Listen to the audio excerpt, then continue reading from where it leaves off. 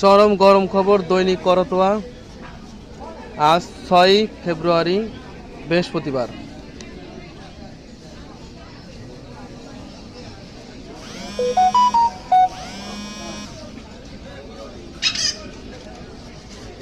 প্রথম পাতায় আমরা দেখব করতোয়া পত্রিকার শিরোনাম, ৩২ নম্বরে ভাঙচুর আগুন,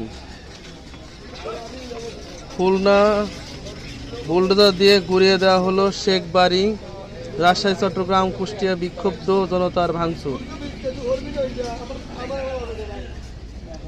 গতকাল রাতে রাজধানী ধানমন্ডি ৩২ নম্বরে শেখ মুজিবুর রহমানের বাসভবন বিক্ষোভ আর ২৪-এর বিপ্লবী ছাত্র জনতা এ সময় বিক্ষুব্ধ বাড়িটিতে ঢুকে ভাঙচুর শুরু করেন এবং আগুন দেন। প্রধান উপদেষ্টার কাছে ২ সংস্কার কমিশনের প্রতিবেদন জমা, দেশকে ৪ প্রদেশে বিভক্ত, নয়াদিল্লির মতো ক্যাপিটাল সিটি গভর্নমেন্ট গঠন এবং কুমিল্লা ও ফরিদপুরকে আলাদা বিভাগ করার সুপারিশ। সংস্কার নাগরিকদের সেনস্য থেকে মুক্তি দেবে ইউনূস, বিচার বিভাগ স্বাধীন কার্যকর করার প্রস্তাব, মন্ত্রণালয়ের সংখ্যা ৪০ থেকে নামিয়ে ২৫ করার সুপারিশ। সংস্কারের নামে ষড়যন্ত্র চলছে কিনা সজাগ থাকতে হবে তারেক রহমান। আসছে ছাত্র তরুণদের নতুন দল, প্রতীক চেয়ে শিক্ষার্থীদের আবেদন।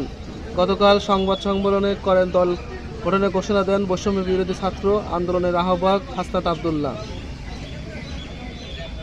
শেখ হাসিনা রাজনৈতিক কর্মকাণ্ড চালালে দায়ভার ভারতকেই নিতে হবে, নাহিদ।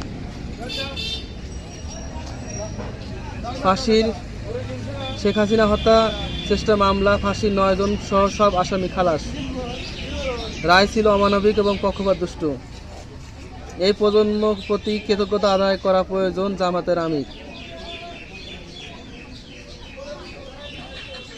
সাবেক গণশিক্ষা প্রতিমন্ত্রী জাকির পুত্র সাফায়েত গ্রেফতার। পরের শেষের পেজে আমরা দেখব কি আছে। এই পেজে আমরা ধীরে ধীরে জনগণ আশা পূরণ করছি, স্বরাষ্ট্র উপদেষ্টা বলছেন। পিন্টু হত্যা, রাজশাহী শেখ হাসিনার বিরুদ্ধে মামলা, বগুড়ার ৫০ টাকা টি শার্ট কিনতে গিয়ে হুলস্থুল কাণ্ড এবং ২ মাস পর আগরতলা বাংলাদেশিদের ভিসা কার্যক্রম শুরু, আখেরি মোনাজাতের শেষ হলো প্রথম পর্বে বিশ্ব ইজতেমা। এবং সবচেয়ে জনপ্রিয় খবর, ন্যাশনাল প্লেয়ার ব্রেকফাস্টের আয়োজনে ফাউন্ডেশনের অন্যতম ডেভিড বিসলির সঙ্গে সাক্ষাৎ করেছেন বিএনপির ভারপ্রাপ্ত চেয়ার তারেক রহমান।